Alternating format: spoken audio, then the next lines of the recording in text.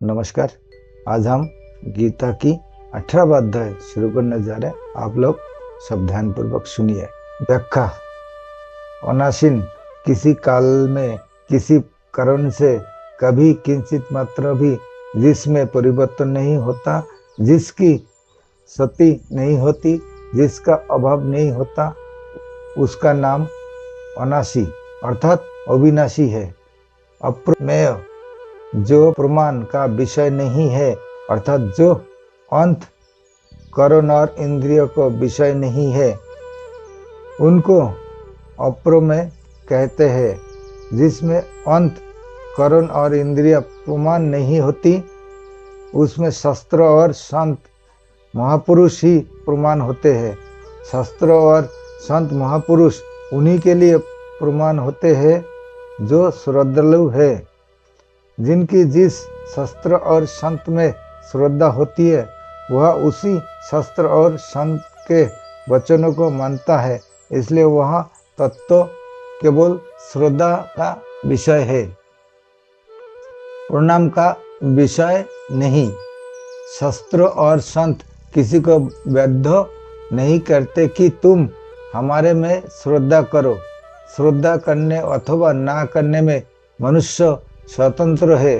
अगर वह शास्त्र और संत के वचनों में श्रद्धा करेगा तो वह तत्व उसकी श्रद्धा का विषय है, और अगर वह श्रद्धा नहीं करेगा तो वह तत्व उनकी श्रद्धा का विषय नहीं है। नित्यत्व, वह नित्य निरंतर रहने वाला है। किसी काल में वह ना रहता हो ऐसी बात नहीं है, अर्थात वह सब काल में सदा ही रहता है। अतोबंत हमें देहा उक्ता शारीरिक ऋण इस अविनाशी अप्रमेय और नित्य शरीर के संपूर्ण संसार में जितने भी शरीर है वे सभी अंत वाले कहे गए हैं। अंत वाले कहने का तात्पर्य है कि इनका प्रतिक्षण अंत हो गया है। इसमें अंत के सिवाय और कुछ है ही नहीं, केवल अंत ही अंत है। उपयुक्त पदार्थों में शरीर के लिए तो एक वचन दिया है और शरीर के लिए बहुत वचन दिया है। इसका एक कारण तो वह है कि प्रत्येक प्राणी के स्थूल, सूक्ष्म और कारण ये तीन शरीर होते हैं। दूसरा कारण वह है कि संसार के संपूर्ण शरीरों में एक ही शरीर व्याप्त है। आगे 24वें श्लोक में भी इसको सर्वगत पद से सब में व्यापक बताएंगे। वह शरीर तो अविनाशी है और इसके कहे जाने वाले संपूर्ण शरीर नाशवान है। जैसे अविनाशी का कोई विनाश नहीं कर सकता, ऐसे ही नाशवान को कोई अविनाशी नहीं बना सकता। नाशवान का तो विनाशीपना ही नित्य रहेगा, अर्थात उसका तो नाश ही होगा। विशेष बात, वह अंत बंत इमे देहा कहने का तात्पर्य है कि ये जो देहो देखने में आते हैं ये सब के सब नाशवान है। और ये देहो किसके है? नित्यस्य अनासीन, ये देहो नित्य के है, अविनाशी के है। तात्पर्य है कि नित्य तत्व ने जिसका कभी नाश नहीं होता, इसको अपना मान रखा है। अपना मानने का अर्थ है कि अपने को शरीर में रख दिया और शरीर को अपने में रख लिया। अपने को शरीर में रखने से अहोता अर्थात मैंपन पैदा हो गया, और शरीर को अपने में रखने से ममता अर्थात मेरापन पैदा हो गया। वह स्वयं जिन जिन चीजों में अपने को रखता चला जाता है, उन चीजों में मैंपन होता ही चला जाता है। जैसे अपने को धन में रख दिया तो मैं धनी हूँ, अपने को राज्य में रख दिया तो मैं राजा हूँ। अपने को विद्या में रख दिया तो मैं विद्वान हूँ। अपने को बुद्धि में रख दिया तो मैं बुद्धिमान हूँ। अपने को सिद्धियों में रख दिया तो मैं सिद्ध हूँ। अपने को शरीर में रख दिया तो मैं शरीर हूँ। आदि आदि वह स्वयं जिन जिन चीजों को अपने में रखता चला जाता है, उन चीजों में मेरा पन होता ही चला जाता है। जैसे कुटुंब को अपने में रख लिया तो कुटुंब मेरा है। धन को अपने में रख लिया तो धन मेरा है। बुद्धि को अपने में रख लिया तो बुद्धि मेरा है। शरीर को अपने में रख लिया तो शरीर मेरा है। आदि आदि जड़ता के साथ मैं और मेरा पन होने से ही मात्र विकार पैदा होते हैं। तात्पर्य है कि शरीर और मैं स्वयं दोनों अलग अलग है। इस विवेक को महत्व ना देने से ही मात्र विकार पैदा होते हैं।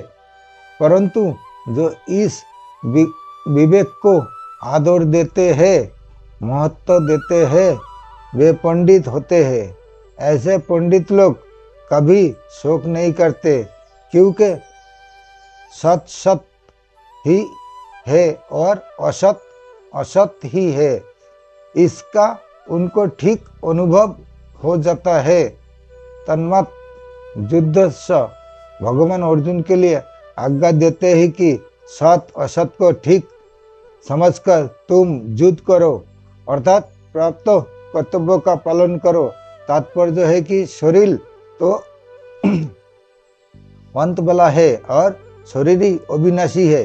इन दोनों शरीर की दृष्टि से शोक बन ही नहीं सकता। अंत शोक का त्याग करके युद्ध करो। विशेष बात, वह 17वें और 18वें इन दोनों श्लोकों में विशेषता से सत तत्व का ही विवेचन हुआ है, कारण कि इस पूरे प्रकरण में भगवान का लक्ष्य सत का बोध कराने में ही है। सत का बोध हो जाने से असत की निवृत्ति स्वयं निवृत्ति सत हो जाती है।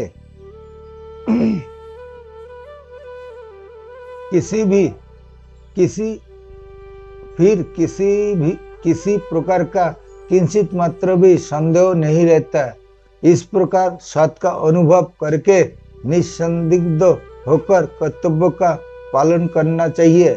इस विवेचन से वह बात सिद्ध होती है कि सांख्ययोग एवं कर्मयोग में किसी विशेष वर्णन है, आश्रम की आवश्यकता नहीं है। अपने कल्याण के लिए चाहे सांख्ययोग का अनुष्ठान करे, चाहे कर्मयोग का अनुष्ठान करे, इसमें मनुष्य की पूर्ण स्वतंत्रता है। परंतु व्यवहारिक काम करने में वर्ण और आश्रम के अनुसार शास्त्रीय विधान की परम आवश्यकता है। तभी तो वह सांख्ययोग के अनुसार सत असत का विवेचन करते हुए भगवान युद्ध करने की अर्थात कर्तव्य कर्म करने की आज्ञा देते हैं। आगे 13वें अध्याय में जहाँ ज्ञान के साधनों का वर्णन किया गया है, वहाँ भी आसक्ति नर पुत्रोद्धार गृहादिषु कहकर पुत्र स्त्री घर आदि की आसक्ति का निषेध किया है। अगर सन्यासी ही सांख्य योग के अधिकारी होते तो पुत्र स्त्री घर आदि में आसक्ति रहित होने के लिए कहने की आवश्यकता ही नहीं थी, क्योंकि सन्यासी के पुत्र स्त्री आदि होते ही नहीं। इस तरह गीता पर विचार करने से सांख्ययोग एवं कर्मयोग दोनों परमात्मा प्राप्ति के स्वतंत्र साधन सिद्ध हो जाते हैं।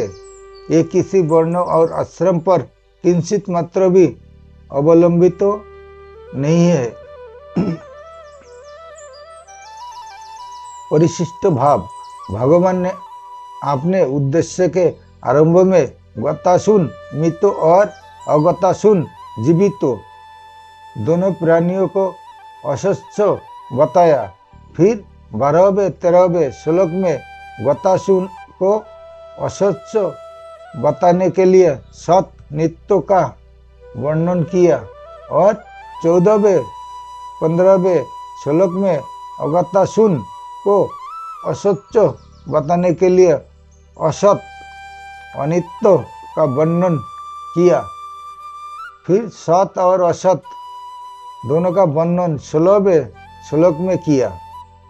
इसके बाद सत के भाव और असत के अभाव का विवेचन मुख्य रूप से 17वें 18वें श्लोक में करके एक प्रकरण पूरा करते हैं।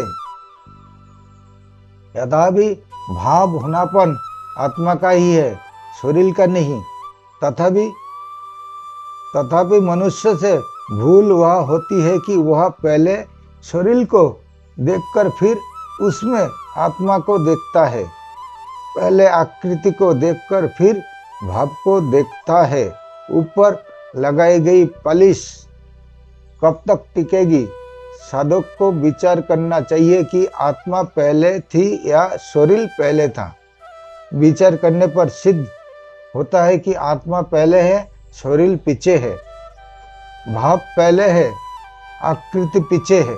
इसलिए साधक की दृष्टि पहले भावरूप आत्मा या स्वयं की तरफ जानी चाहिए, शरीर की तरफ नहीं।